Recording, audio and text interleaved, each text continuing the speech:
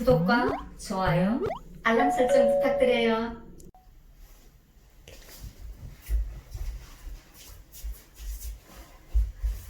네. 오랜만입니다.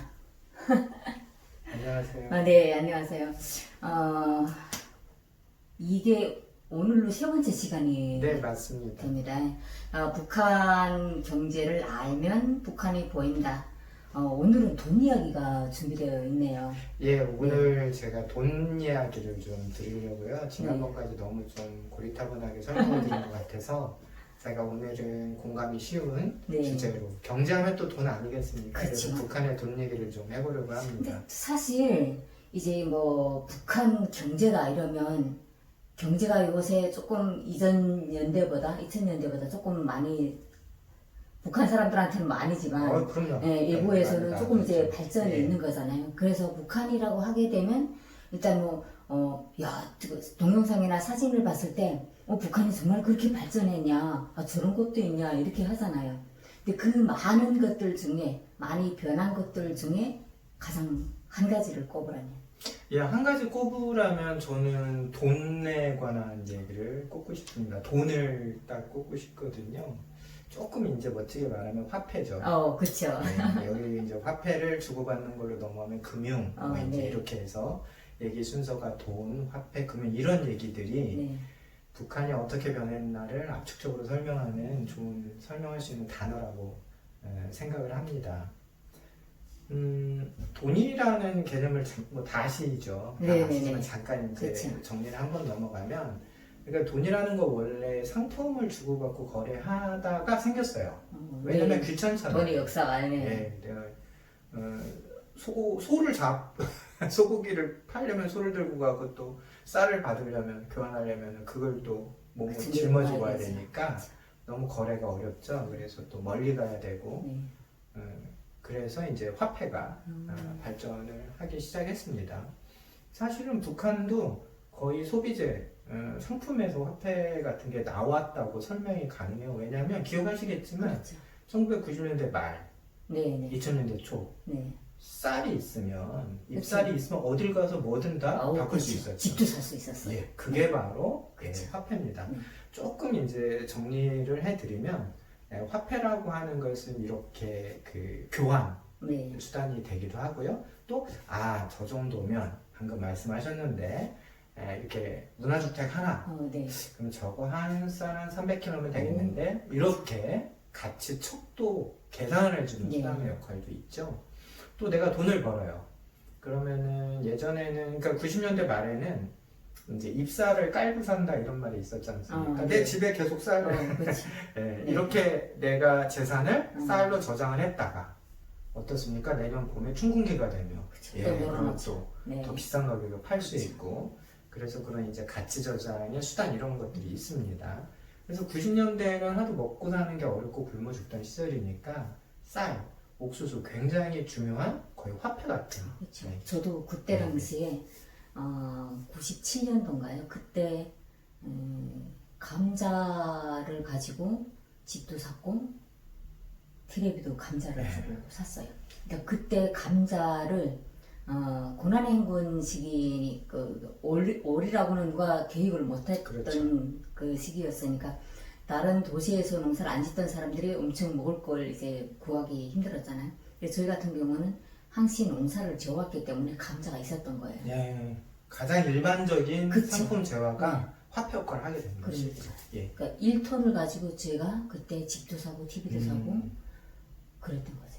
이런 이제 강 기자님이 사셨던 그런 현상이 북한 전역에 이제 있었죠. 그래서 지금 생각하면 참 재밌는 현상인데 쌀 가격과 강냉이 가격이 항상 절반이었어요. 그렇죠? 네, 맞아요. 쌀 한 킬로에 네. 1,000원이면 강냉이는 500원. 그렇죠. 심지어 쌀 300원일 때 강냉이는 150원. 이제 이게 북한의 화폐 경제 제가 설명드릴 텐데요. 돈 경제가 생기면서 네. 쌀, 옥수수가 화폐 수단으로 이렇게 좀 밀려납니다.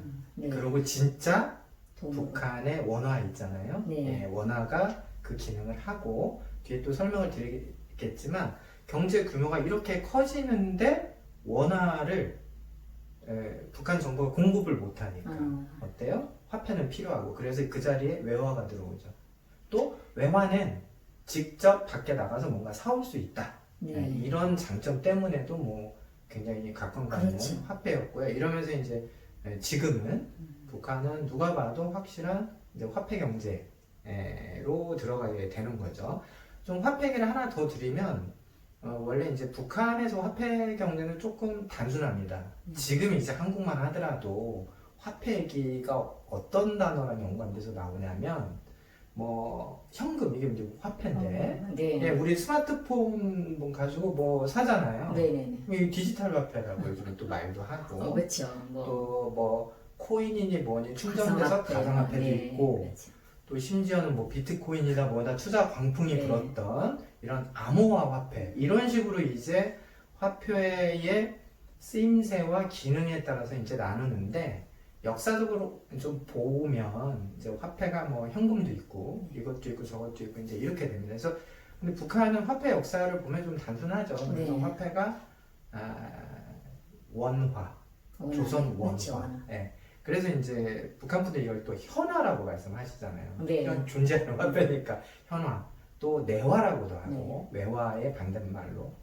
그래서 이제 북한의 화폐라는 건 단순합니다. 그래서 이제 원화, 지폐와 동전. 네.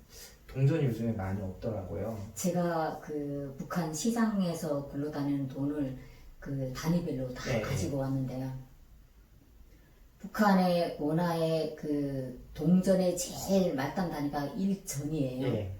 1전짜리를 구할 수가 없는 거예요. 5전짜리까지는 대충 시골 쪽을 훑어가지고 가지고 왔는데 정말 어렵게 1전짜리까지 구했어요. 그러니까 1전, 5전, 10전, 뭐 50전, 뭐 1원, 500원 이런 식으로. 동전을 구하기가 왜 어려워졌을까요? 동전을 쓸 수가 없으니까요. 동전을 어디서 필요를 하는 게 없으니까 사람들이 그냥 방치를 하는 거예요. 네, 그러다 그렇습니다. 보니까 잃어버리고 없어지고 하는 거죠. 또 하나는 동전을 만드는 돈이 많이 들어요. 일전을 만드는데 일전으로 만드는 게 아니잖아요. 그렇죠. 예, 금속을 녹여야 되고 네. 찍어야 되고 재료가 들어가야 되는데 사실 제가 설명드리자면 북한 정부가 어느 나라 정부든 돈을 찍습니다. 그 네. 나라에서 필요한 그 나라 네. 국가 화폐를. 물론 이제 예외적으로 중남미 뭐 엘살바도르나 이런 나라들 그냥 남의 돈을 쓰기도 해요. 네. 우리는 그냥 달러 쓰겠다. 뭐 우리 화폐 필요 없다. 이런 것도 예외적으로 있는데 상식적으로는 자기 나라 화폐를 갖고 있죠. 그걸 이제 그 나라의 중앙은행이나 혹은 중앙은행의 역할을 하는 은행들이 네. 화폐를 발행을 해서 그 나라 경제에 이제 지표로 삼게 기준에 삼게 이런 걸 네. 하는데 이게 북한 정부가 좀 게으르고 일을 잘 안 하잖아요. 그래서 화폐도 돈이 없으니까 안 찍는 거예요. 예, 그래서 지금 북한에 이제 화폐가 나왔으니까 그래서 동전이 없고 이제 지폐에서도 뭐 제일 고액권이 5,000원이잖아요. 네. 이제 김일성 얼굴 들어간. 근데 사실 5,000원이라는 게 요즘에 장마당 나가면 쌀 가격 얼마죠? 한 킬로에? 지금 뭐 지난주 가격으로 4,200원이 제일 높은 가격으로 집계가 되는데 그럼 최고액권을 들고 가서 쌀 1kg 사오는 그렇죠. 거네요. 그러니까 한국 기준으로 얘기하면 5만 원짜리 신사임당 들고 갔는데 쌀 1kg 들고 오는 거예요. 그러니까 그러니까 북한 화폐로 실제 말하는 교환의 편의성이라는 측면을 보면 북한에는 화폐가 더 필요한 거고 더 고액권이 필요한 건데 이 빈자리를 지금 위안화, 달러 이런 외화들이 이제 차지하고 있습니다. 그래서 이거 하나 더 설명드리면 원래 북한에는 그런 이제 현화, 실물화폐, 돈이 있고 외화 바꿈 돈표라고 아마 어릴 때 바꿈 돈표를 줄여서 그렇게 저희가 말하겠죠. 바꿈돈을 80년대 때 엄청 많이 그 해외 저희 그 친척 형부 중에 러시아 이제 통역을 11년 하다가 나온 형부가 있는데 바꿈돈이라고 써져 있어요. 바꿈돈 이렇게 씌워져 있는 걸 외화 상점에 가면 그 돈에 적혀진 그 숫자에 따라서 구매할 수 있는 뭘 구매해가지고 왔었거든요. 지금으로 말하면 무슨 이마트 신세계 상품권 쿠폰과 같은 거죠. 그러니까 뒤에도 설명을 드리겠지만 북한 정부는 개인이 외화를 갖고 있으면 그걸 불법이라고 합니다. 그렇죠? 그래서 형법으로 처벌이 가능하잖아요. 그래서 그런데 외화를 가진 건 불법이고 하지만 그 정도의 구매력이나 지불은 인정해줘야 될 것 같고 해서 만든 제도가 외화 바꿈 돈 그래 이제 그 종이를 우리는 돈표, 바꿈 돈표 이렇게 줄여서 불렀던 것이거든요. 근데 이게 사실은 2000년대 7일 그 경제관리 개선 조치라고 하는 7일 조치라고 하는 2002년도에 네. 북한의 정책 때 없어집니다. 왜냐하면 외화가 별로 없어졌어요. 그렇죠. 90년대 그런 고난행군 겪으면서 외화가 그렇죠. 안 들어오고 있으나 마나하고 또 돈표를 가져가도 형부일처럼 네. 살 물건이 없잖아요. 네. 그런 그래서 이제 그게 없어졌다가 그런 유사한 게 김정은 시대에 나래카드라고. 나래 카드. 그래서 나래카드가 우리식으로 말하면 한국식의 이제 그 현금 체크카드죠. 비슷한 네. 그런. 그래서 외화를 거기다가 입금을 해놓으면 그렇죠. 쓸수 그 환율에 따라서 북한 돈을 이렇게 맞아요. 해서 그래서 이제 기능적으로는 외화바꿈 돈표가 디지털 화폐처럼 바뀐 건데 사실은 이제 조금 어떻게 해서든 좀 외화 좀 걷어들여 보겠다 이제 이런 거 그리고 우리도 이렇게 카드로 백화점 가면 그렇죠. 외화 상자 결제한다 이런 것도 좀 네. 보여주고 싶으니까 그런 일이 있었습니다. 그래서 근데 그 잠깐 말씀드린 그러니까 지금 북한에서는 개나 제가 이제 시장에 나가서 뭘 거래하거나 예. 집을 사거나 아니면 뭐 물건을 사거나 쌀을 사거나 아니면 먹거리 빵을 사거나 뭐 이런 데도 돈이 거래되지만 기업하고 기업 간에도 현금이 거래되는 거잖아요. 굉장히 큰 변화죠. 그렇죠. 그래서 이제 제가 돈을 꼽은 이유가 바로 그런 점도 있거든요. 원래 이제 기업과 기업이 타 국영이기 때문에 그 위에 국가가 네, 정부가 조정을 해줍니다. 그렇죠. 그러니까 사실 기업들끼리는 원래 북한에서는 거래라는 게 없고 일로 보내고 그렇죠. 그게 행사죠. 필요합니다. 네. 필요합니다. 그러면 위에다 보고해서 그럼 이렇게 보낼 테니 받아라. 그러니까. 이게 계획경제죠. 그죠. 중앙집권 네. 계획경제. 그러다 보니까 기업과 기업 간에는 내가 당신네로부터 연철 5만 톤을 받으라고 비준을 받았는데 이게 행표죠. 네, 그게 행패예요. 줬으면 받았다. 네. 영수증도 되고 그런 이제 행표로 거래를 하는 것도 이제는 왜냐하면 국가에 우리가 이런 게 필요합니다라고 말을 해도 그럼 저기 공장 가서 받아라. 그래 가보면 없죠. 그러니까 없습니다. 그럼 그래 어떡하지 기다려라. 그러다 또 말이 없고 이런 게 이제 90년대 경제난 때부터 우리가 20년 넘게 관행이 되다 보니까 더 이상 상부에 보고를 안 하죠. 안 하고 내가 뭔가 필요하다 그러면 여기 지배인 동지 찾아가서 이거 좀 보상해 주소. 네. 그러면 내가 이렇게 주겠소. 아니면 돈으로 제일 쉬우니까 그렇죠. 그러면 뭐 몇천 달러 뭐 몇만 이안 네. 이렇게 합시다라고 하면 금방 지금 아마 거의 무역회사들도 거의 아마 그 현금 거래가 대부분인 것 같아요. 혹시 가다 현금 거래가 아닌 물물 거래가 지금도 이루어지는데 네. 무역회사 자체가 현금으로 하게 되면 사람들이 잘 몰리지 않으니까 사람들은 현금을 주고 내가 밀가루가 필요한데 현금을 주게 되면 그 밀가루를 사러 하루를 시간을 내야 되는 그런 상황이 되잖아요.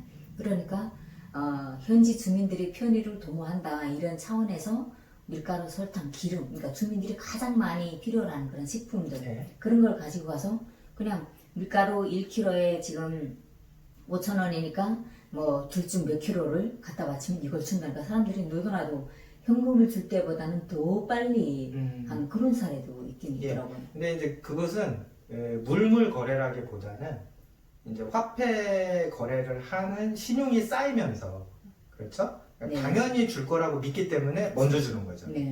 그래서 그런 것들이 이제 뭐 자본주의 시장에서는 뭐 선물 거래, 그러니까 나중에 내가 받을 물건에 돈을 먼저 줄게 이런 것도 있고 이런 게 또 중요한 투자 기법이 되기도 하고 또 신속한 거래, 상거래 이런 걸 뒷받침하는 제도로 활용이 되고 있는데요.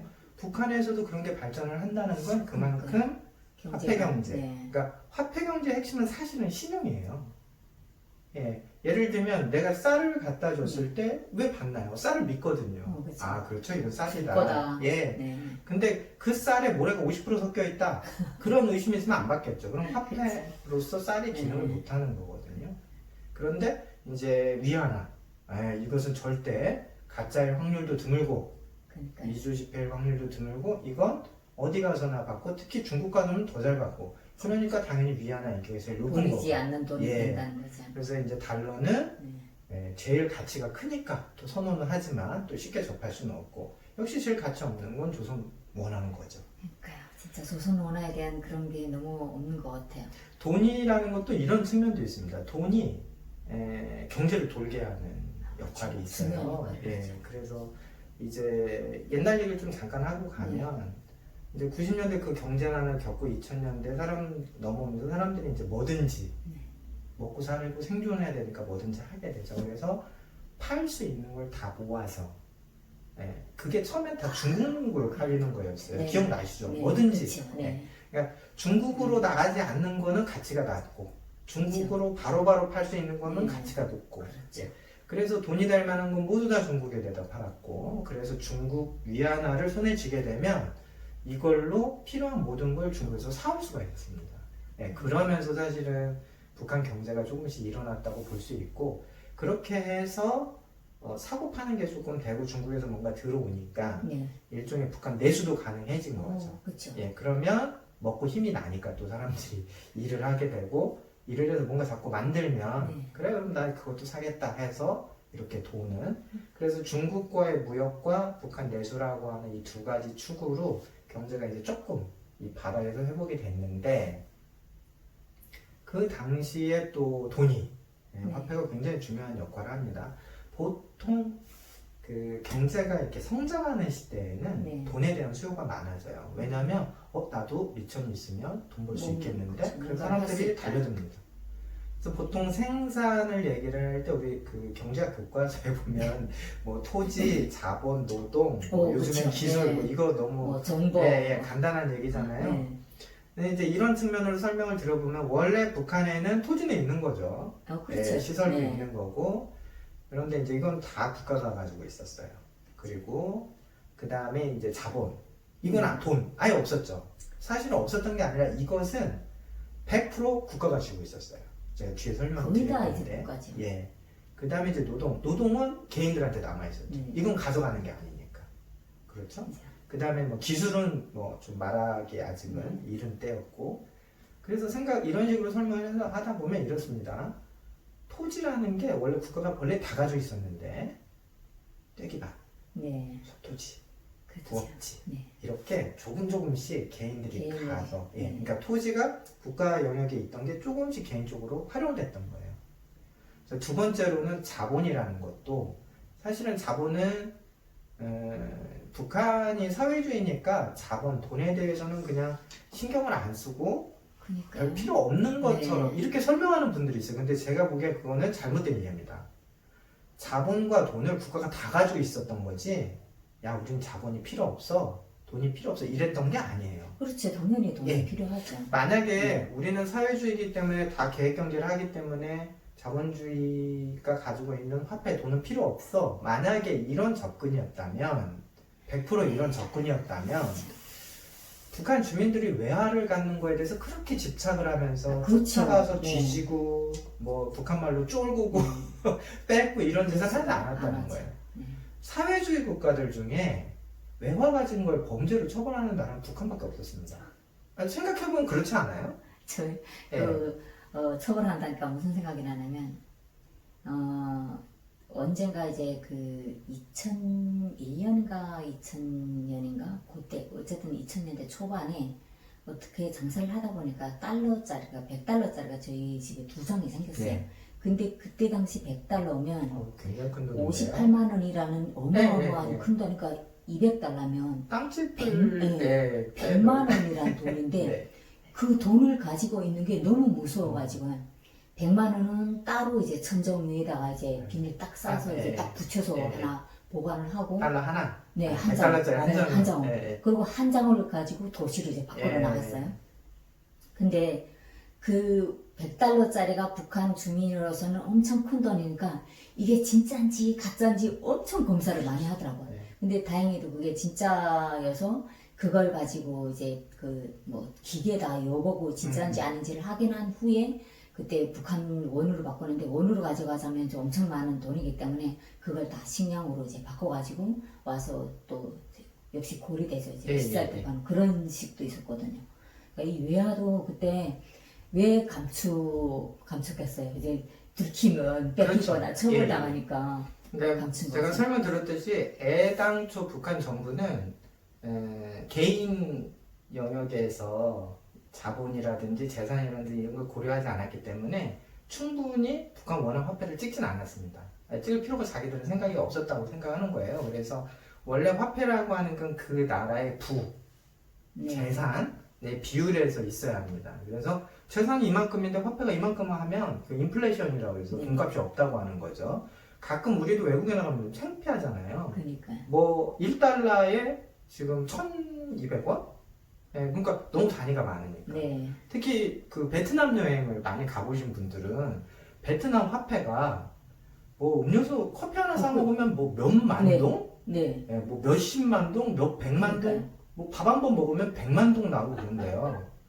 그래서 뭐 밥 한 끼에 미국 사람들이 뭐 샌드위치나 가볍게 먹으면 5달러, 10달러 이렇게 쓰는데 그렇죠. 베트남 분들이 막 화폐 단위가 올라가니까 창피하다는 점을 우리나라 분 사람들이 베트남 여행 가면 깨닫게 되는 거예요. 그래서 와 그러면 우리 원화도 1달러에 1,300원 와 이거 너무 많네. 예를 들면 엔화는 1달러에 그렇죠. 엔화는 이렇게 엄청, 되잖아요. 예. 심지어 위안화도 7배밖에 안 돼요. 7위안밖에 안 된다고요. 근데 우리는 이게 1,300 이게 단위가 넘어가니까 좀 그런 게 있는데 어쨌든 간에 이제 그 돈이라고 하는 것을 충분히 있어야 유통이 잘 되는데 북한 정부는 애당초 그런 생각이 없었던 거죠. 필요성도 못 느끼고. 그런데 그 화폐가 가지고 있는 가치 저장의 수단이라든지 교환 수단 이런 것은 탐이 났던 거예요. 특히 외화에 대해서.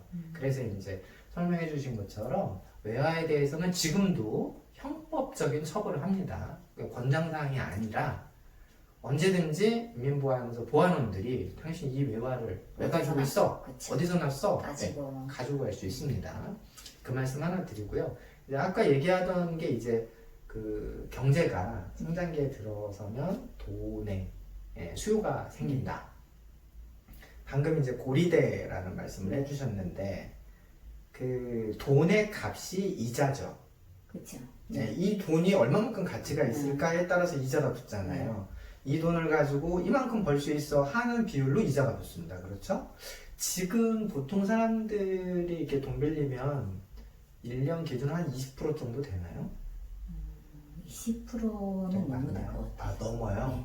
이게 이제 뭐 제가 아는 선에서는 이 북한의 개인들끼리 주고받는 이자율이 아주 높습니다. 높아요.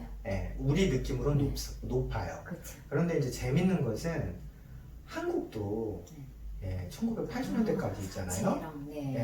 집 살 때, 집을 살 때, 집을 살 때 서민들이 대출 받을 때 있잖아요. 이자를 20%씩 물었어요. 1년에.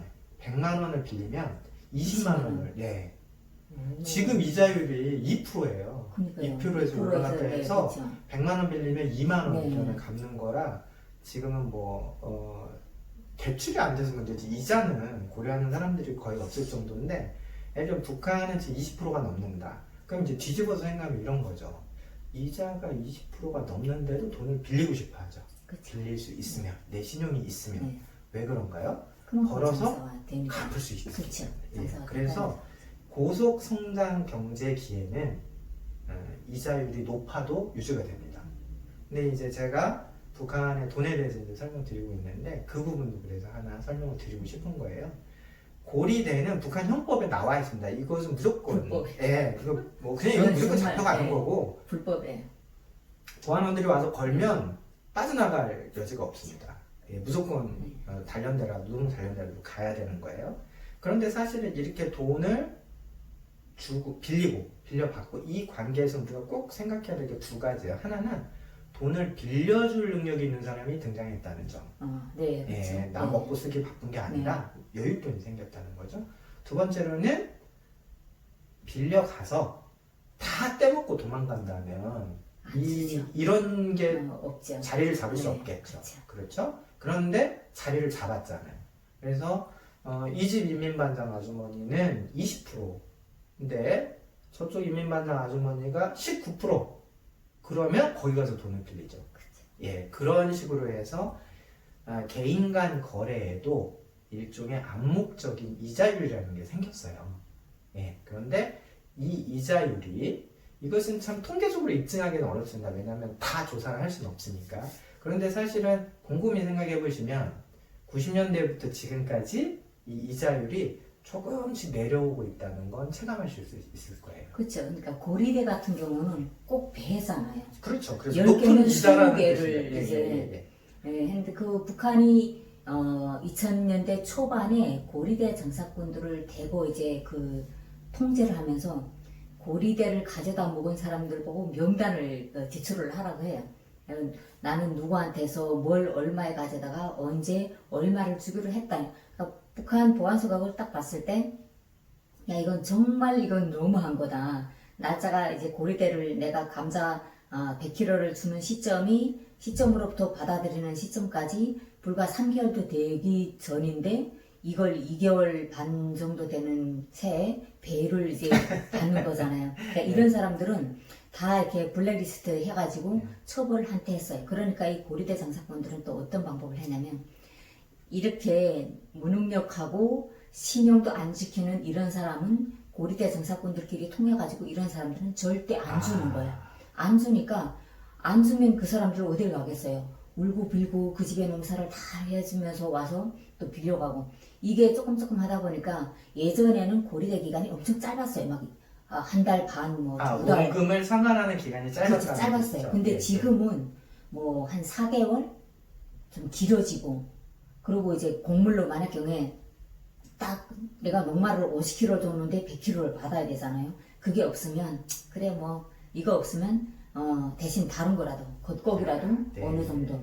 농촌은 이런 식으로 아주 지금도. 그 국제 금융 질서랑 똑같습니다. 그래서 원래 빌리는 기간이 길면 네, 예, 이자율이 좀 낮아져요. 낮아지죠. 예, 왜냐면 비율이니까. 짧게 빌리면, 단기로 빌리면 높죠. 그래서 우리도 신용카드 현금 네. 서비스 받으면 네. 17%막 이렇게 이자율이 나와요. 은행에 그냥 신용대출을 받으면 네. 뭐 2%에서 5% 이렇게 되는데, 네. 예, 신용카드로 검소하게 사셔서 안 해보셨지만 저 같은 사람은 하는데 네, 엄청 비쌉니다. 그렇게 그 말씀해주신 것처럼 신용이 지역 커뮤니티에서 공유되는 거잖아요. 저 박인호는 예전에 한번 떼먹고 그대로 설명도 안 하고 갚을 노력도 안 하고 저 녀석은 안 돼. 그러면 저는 못 빌리는. 이자를 못 네. 네. 그런데 뭐 어쨌든 그런 식으로 신용이 공유된다는 거. 그리고 신용이 중요하다는 거. 먹고 살려면. 그러면 이런 것이 또 이제 북한의 화폐 경제다라고 네. 설명할 만한 근거가 되기도 합니다. 사실은 이제 이렇게 북한 경제가 내부 주민들도 우리 경제가 발전하고 있다 이런 인식이 꽤 많거든요. 그러니까 제가 보기에도 북한은 예전에 그냥 앉아서 뭉개던 자리에서 많이 이제 발전을 했기 때문에 외부적인 시각이든 내부적인 시각이든 북한 경제가 변화가 생긴 것만은 분명하니까 이렇게 발전을 하다 보면 어떻게 저희가 2000년대 그를 이제 넘어오면서 7월 1일 뭐 경제관리 개선 조치를 내고 뭐 이런 경제 조치들 막 이제 실현이 잘 안 되고 성과가 없고 뭐 이런 데 좀 지지부진하긴 했지만 그러한 움직임을 뭐 많이는 안 보여주면 조금씩은 보여오고 있잖아요. 네. 그러니까 그런 개혁이 분명히 있을 법한데 어떤 점이라고 생각하세요? 북한 정부가 이제 해야 할 일이 많죠. 못하는 게 너무 많아서 잘해야 되는 게 많은데 이런 금융정책도 북한 정부가 좀 정신 차려서 빨리 정비를 좀 해야 됩니다. 그래서 금융정책만 가지고 얘기를 하자면, 돈과 관련된 정책만 가지고 얘기를 하자면 다른 나라 정부들은 정말 많은 일을 해요. 많은 일을 하는데 경제학 교과서에서 처음 배우는 간단한 것만 제가 설명을 드리면, 돈과 관련해서는 한 나라 정부는 첫 번째 그 나라 화폐를 발행을 합니다. 네. 그래서 제가 설명드린 것처럼 그 나라가 가지고 있는 자산과 생산과 이것에 적당히 맞게끔 자기 나라 화폐를 조정을 하죠. 그렇게 해서 지속적으로 조금씩 경제가 성장하도록 유인하는 게 있고요. 또 하나는 정부 자신이 돈을 써서 경기를 성장시키는 일을 합니다. 정부가. 그런 게 뭐냐면 우리 최근에 그 재난지원금 네, 정부와 그렇죠. 지자체에서 받아서 그 평소에 못 먹던 소고기도 한번 먹고 썼단 말이에요. 근데 그게 뭐냐면 아주 곤란한 자영업자들이나 소상공인들 또 당장 소비 여력이 없어서 네. 또 생계 곤란을 받으시는 분들한테 숨통을 틔워주는 그래서 정부가 네. 그런 재정 정책을 하는 게 있거든요. 그러려면 이제 정부가 재정 정책을 하려면 두 가지가 가장 기본적으로 첫째는 돈을 걷어요. 세금이죠. 네. 두 번째로는 정부가 국채를 발행합니다. 국채라는 건 시장에 돈을 꺼오는 거예요.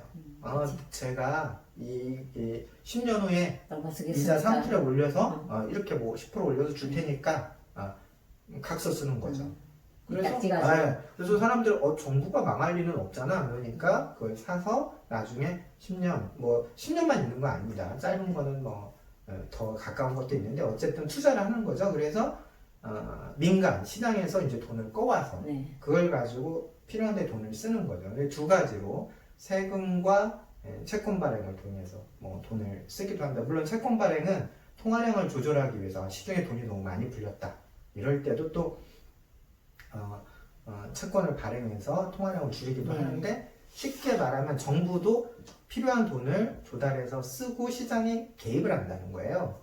그런데 이제 북한 정부는 떼먹기만 하고 자기들 돈을 안 쓰는 거예요. 그래서 이런 점들이 이제 북한의 이제 금융 정책에서 좀 정비가 돼야 되는데 제가 이제 쉽게 말씀을 드리면 일단 조선중앙은행이 네. 은행다운 뭘 해야 역할을. 된다. 네. 첫 번째 이제 통화 조절 좀 그렇죠. 하고 네.